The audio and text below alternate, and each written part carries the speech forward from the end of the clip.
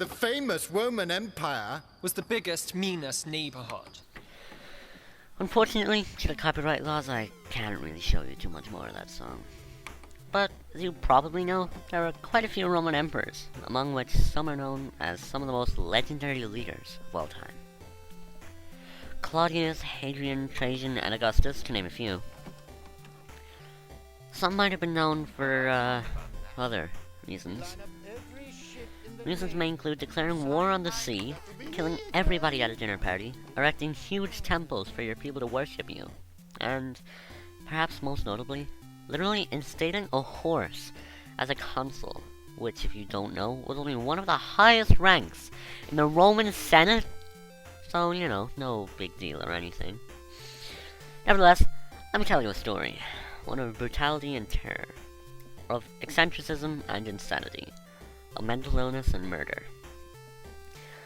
Let me tell you about Rome's third emperor, Gaius Caesar Augustus Germanicus, or Caligula, the Mad Ruler.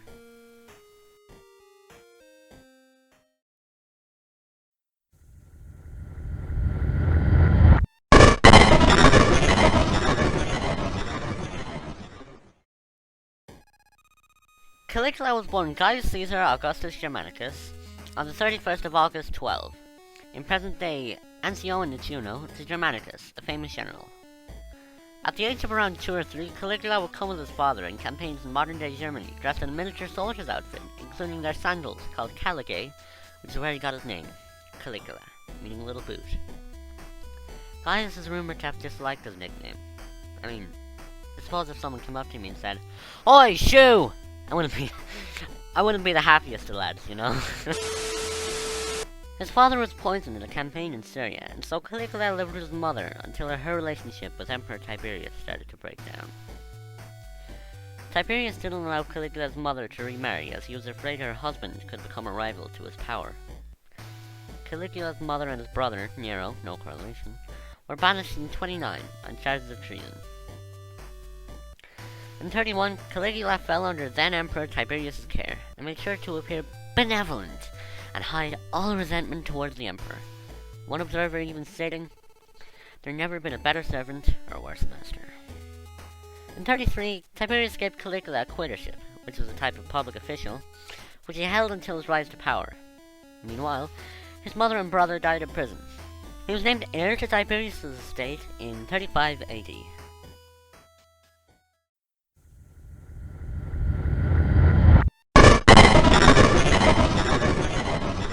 When Tiberius died of natural causes, Caligula, ever the kindest man, nullified his will on grounds of insanity.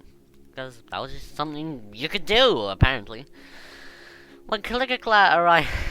that's what it says on the script, show it on the screen. It says Caligula, so you know. When Caligula arrived in Rome on March 28th, crowds hailed him as "our baby" and "our star", among other nicknames. Jeez, they have K-pop, man.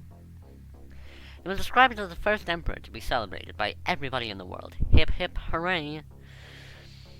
His first acts were apparently generous in spirit, yet likely political in nature. He declared treason a thing of the past, and recalled anyone who sent into exile by Tiberius. I would tell you about all the other things and all the other reforms that he did, but let's be honest. You're not here to learn about that. You're here to learn about the horse, and the murder, and all that insane stuff, you know? So, I think we should just get into it. In the year 39, Caligula ordered a temporary bridge made out of boats supporting a large platform, which stretched 2 whole miles. Caligula then rode his favorite half-horse, half-senator across the bridge, wearing the chestplate of Alexander the Great, who he frequently cosplayed as. Yep, you heard me right, folks. Caligula was a cosplayer, and would frequently dress up as a famous Greek hero, even looting his tomb and stealing his armor for his own costumes. He was also known for making it a capital offense to mention goats at his presence, as he was embarrassed by constant jokes about scruffy hair that had grown around his neck, which, of course, attracted humor, because he looked dumb as fuck. Mr. Tatus, the horse and the accuracy of the legends are hotly contested in the historical community. But for the purpose of this video, I'm going to say that, according to these two guys on the screen, everything written about this goddamn horse is definitely 100% real and true and epic and cool and so awesome. According to Suetonius, Caligula planned to make Incitatus a consul, and the horse is said to have invited dignitaries to dine with him in a house with servants and all. The horse also had a stable made of marble with an ivory trough, and was reportedly fed oats mixed with gold flakes.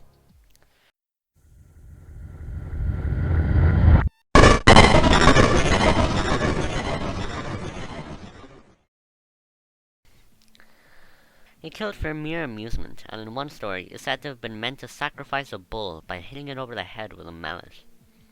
However, at the last minute, he had a better idea.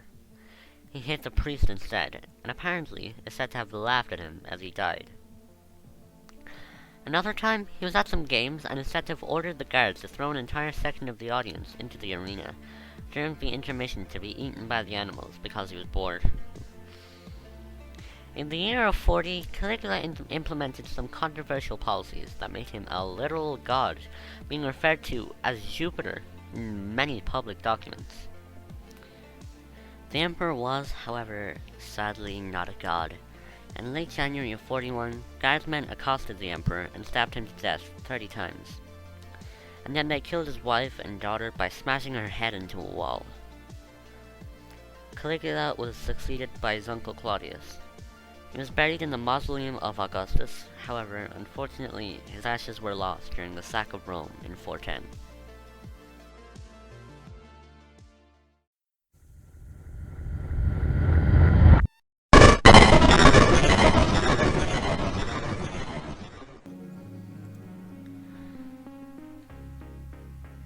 Emperor Caligula had a madness of the first degree, with a source that is still unknown.